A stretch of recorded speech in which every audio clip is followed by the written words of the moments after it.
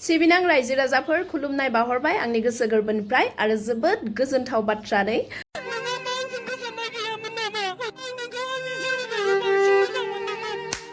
दाखालि साननैसो सिगाङावहाय शुटिं लाबाय थादोंमोन एलबामनि शुटिं लाबाय थानाय जादोंमोन बिथांमोनानो जाहैबाय नसीब लीना फ्लेक्स आरो रैसोम बिथांमोना शुटिं लाबाय थादोंमोन मोनसे एलबामनि मुङानो जाहैबाय हांमा ओरैबायदि इन्टारेस्टिं जाखादों एलबामा बे एलबामखौ गाबोन रबिबारावहाय रिलिज खालामनाय जागोन आरो स' गाइस गासैबो सापर्ट खालाम बिथांमोना जोबोद खस्थ' खालामदों आरो जोबोद मोजां जानानै फैदों भिडिअफोराबो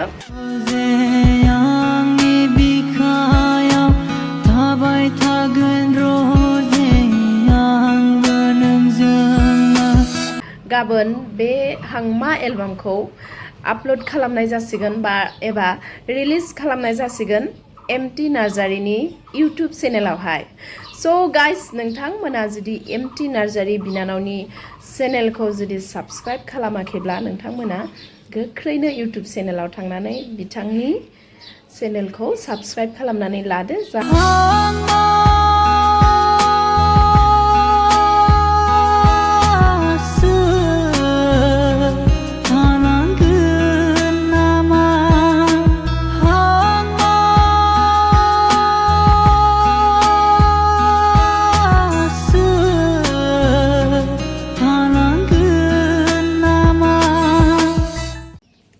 स' रायजो राजाफोर नोंथांमोना गासैबो सापर्ट खालामबानो जाबाय एमटि नार्जारिखौ आरो एमटि नार्जारिनि चेनेलखौ साबस्क्राइब खालामनानै लाब्लानो जाबाय जाहाथे भिडिअखौ रिलिज खालामनायनि लोगो लोगोनो नोंथांमोना नटिफिकेसनखौ मोनो आरो भिडिअनि नुथायखौ नुनो मोनो गोजोन्थों बेखिनियानोसै